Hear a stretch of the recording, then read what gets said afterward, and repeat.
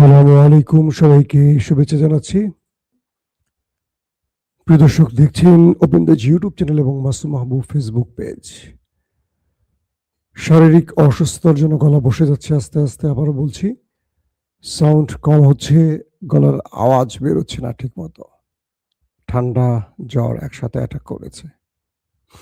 দর্শক, বেশ কিছু গুরুত্বপূর্ণ খবর আপনাদেরকে সকালবেলা দিতে চাচ্ছি। এর মধ্যে সবচেয়ে বড় খবরটি হলো ইরানের মধ্যে আমেরিকা ইসরায়েল স্মরণকালের সবচেয়ে বড় অ্যাটাক করে বসেছে। পাশাপাশি ইরান হিজবুল্লাহ মিলে দখলদার দেশটির মধ্যে বড় মাপের অ্যাটাক করেছে। তাদের গণমাধ্যমগুলো বলছে ইরানের হামলা ছিল এ যাবৎকালে সবচেয়ে বড় হামলা এটি। প্রচুর ক্ষয়ক্ষতির খবর আসতে শুরু করেছে। নেতাকাকুর দেশটি বলছে কয়েক মিলিয়ন ইসরায়েলি জনগণ শেল্টারে পালাতে বাধ্য হয়েছে। কি পরিমাণ অ্যাটাক হয়েছে কালকে রাতে। আর সবচেয়ে বড় যে খবরটি আজকে শিরোনাম করেছি, ইরান প্রেসিডেন্ট মাসুদ পেজেশকিয়ান একটি চিঠি লিখেছেন মার্কিন জনগণকে উদ্দেশ্য করে। আমি সেই চিঠিটি আপনাদের পড়ে শোনা। ট্রাম্পকে কিভাবে একটা চিঠির মাধ্যমে তিনি ফাঁদে ফেলে দিলেন। প্রিয় দর্শক, আপনারা তাহলে দেখতে এবং শুনতে পাচ্ছেন। কোনো সমস্যা হলে আমাকে একটু কমেন্ট করেন যে কোনো সমস্যা আছে কিনা। ভাই, আমি বাংলাদেশ সময় লাইভটা করার চেষ্টা করি। আজকে একটু সকালে এসছি কারণ রাতে ভালো ঘুম হয়নি। ভাবলাম যে সকালবেলা আপনাদেরকে কিছু খবর পৌঁছে দেওয়ার চেষ্টা করি। এই জন্য জাহাঙ্গীর আলম নরসিংদী থেকে দেখছেন, মিজানুর রহমান সিলেট থেকে, জি আমি আপনাদের দেখতে পাচ্ছি। ইউকে থেকে দেখছেন আমার এক ভাই, কই গেল, ইউকে থেকে আল আমিন আহমেদ। ওয়েস্ট বেঙ্গল থেকে দেখছেন মোহাম্মদ আলী, ইন্ডিয়া, ওয়েস্ট বেঙ্গল। কেমন আছেন ভাই আপনারা? ওয়েস্ট বেঙ্গল জামশুলি, আরেকজন আছেন রাকিবুল মন্ডল। দর্শক, ট্রাম্প যখন তার দেশের জনগণের উদ্দেশ্যে বক্তব্য রাখবেন, মার্কিন প্রেসিডেন্ট ডোনাল্ড ট্রাম্প, হোয়াইট হাউসে প্রস্তুতি চলছে ডোনাল্ড ট্রাম্প জাতিকে একটা বিজয়ের গল্প শোনাবেন, সেই জন্য পুরো মিডিয়া রেডি, ট্রাম্প বক্তব্য রাখবেন। এরই মধ্যে বড় সারপ্রাইজটি দিয়ে বসলেন মার্কিন জনগণকে ইরান প্রেসিডেন্ট মাসুদ পেজেশকিয়ান।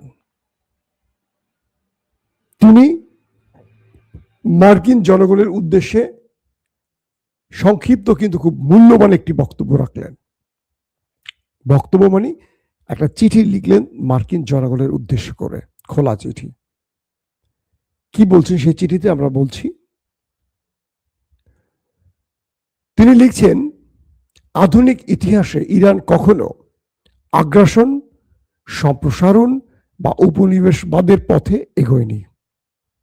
তিনি বলেন, ইরান কোনো যুদ্ধ শুরু করেনি, তবে যারা ইরানকে আক্রমণ করেছে তাদের কঠোর প্রতিরোধ করছে Iran. Iran president Masoud Pezeshkian তার চিঠিতে আরো বলেন, ইরানকে নিরাপত্তা হুমকি হিসেবে উপস্থাপনের তীব্র বিরোধিতা করছেন তার দেশ এবং তিনি। তার মতে ইরানকে আগ্রাসী হিসেবে তুলে ধরা বাস্তবতার সঙ্গে মেলে না এবং এটি মিথ্যে। বললেন, ইরান মানব ইতিহাসের অন্যতম প্রাচীন ও সভ্যতা। ইরানকে হুমকি হিসেবে দেখানোর পেছনে প্রধানত বহিরাগত স্বার্থ কাজ করেছে, অর্থাৎ ইসরায়েল। তিনি বলেন, এটি ক্ষমতাধরদের রাজনৈতিক ও অর্থনৈতিক স্বার্থ পূরণের অংশ, যার মাধ্যমে তারা নিজেদের চাপ বৈধতা দেয়া, সামরিক আধিপত্য বজায় রাখা, অস্ত্র শিল্প টিকিয়ে রাখা এবং কৌশলগত বাজার নিয়ন্ত্রণে রাখার সুযোগ পাচ্ছে। মাসুদ পেজেশকিয়ান আমেরিকানদের উদ্দেশ্য করে বললেন, আপনারা ভালো করে জানেন এই যুদ্ধ আমেরিকার যুদ্ধ নয়, এটি ইসরায়েলের। মার্কিন প্রেসিডেন্টরা যে দেশগুলোকে টার্গেট করে সবসময়, তার নেপথ্যে থাকে তাদের অস্ত্র ব্যবসার একটা লক্ষ্য। মাসুদ পেজেশকিয়ান বললেন যে আপনাদের ভালো করে খেয়াল করতে হবে, ইরানের বিরুদ্ধে আমেরিকার এই যুদ্ধ আমেরিকার কোনো স্বার্থ যুদ্ধ নয়। আমেরিকা ইসরায়েলের কাজ করছে। কে বলছে? মাসুদ পেজেশকিয়ান বললেন আমেরিকার জনগণ তাদের ট্যাক্স পে করে যে আমেরিকাকে বাঁচিয়ে রেখেছে, সেই আমেরিকার প্রেসিডেন্টরা বরাবরই ওই একটি দেশের এজেন্ডা বাস্তবায়ন করে সবসময়, এবং তাদের প্রক্সি হয়ে এই অঞ্চলে বারবারই আক্রমণ করতে আসে।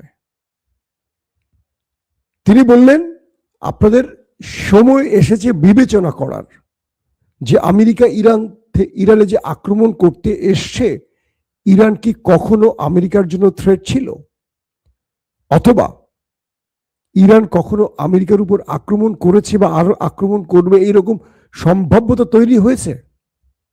তাহলে আমেরিকা যে বলল আক্রমণের আগে যে এই আক্রমণ না করলে ইরান আক্রমণ করে বসতো, এইরকম কোন একটি প্রমাণ কি আপনাদের কাছে আছে?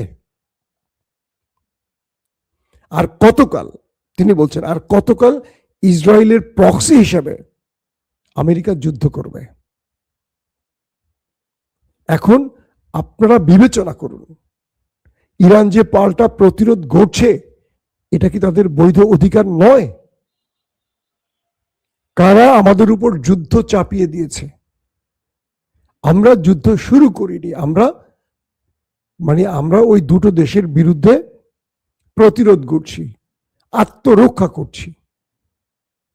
আমাদের সাথে মার্কিনীদের কোনো বিরোধ নেই। যুগের পর যুগ এরা নিষেধাজ্ঞা দিয়ে আমাদের দেশটাকে খাদের কিনারে পৌঁছে দিয়েছে, তারপরও আমরা বিরোধে জড়াইনি। আমাদের সর্বোচ্চ নেতা সহ গুরুত্বপূর্ণ ব্যক্তিদের হত্যা করেছে বিনা দোষে। কে বলছেন? Masoud Pezeshkian. তার এই বক্তব্যের পর ডোনাল্ড ট্রাম্প আর কি বলবেন? ডোনাল্ড ট্রাম্প চেয়েছিলেন এমন একটি বক্তব্য রাখবেন যে বক্তব্যে তিনি বোঝাবেন এই যুদ্ধের বৈধতা বা প্রয়োজনীয়তা, কিন্তু সকল প্রশ্নের উত্তর বক্তব্যের আগেই ইরান প্রেসিডেন্ট মাসুদ পেজেশকিয়ান দিয়ে দিয়েছেন। এখন আর কোনো বক্তব্য দিলেও সেটা মার্কিনীদের কাছে গ্রহণযোগ্য হবে, কারণ মার্কিনীরা মাসুদ পেজেশকিয়ানের বক্তব্যের সাথে সত্যতা খুঁজে পাবেন, কারণ এই যুদ্ধটা ইরান শুরু করেনি। এখন যেটা করছে সেটা হলো আত্মরক্ষা। দর্শক, এর পরের গুরুত্বপূর্ণ অংশটা হলো মার্কিন প্রেসিডেন্ট বলেছেন তিনি 2-3 সপ্তাহের মধ্যে এই যুদ্ধ শেষ করে চলে যাবেন, এটা কন্টিনিউ করতে চান না। তার মানে মার্কিন প্রশাসন বুঝে গেছে ইরানের সাথে তারা এই যুদ্ধে টিকে থাকতে পারবে না। এটা লম্বা প্রসেস যুদ্ধ, ইরান ধ্বংস হওয়ার আগ পর্যন্ত লড়ে যাবে, আর এতে আমেরিকার লাভ হবে না। ইরানকে ধ্বংস করা আমেরিকার লক্ষ্য নয়, এটা ইসরায়েলের লক্ষ্য।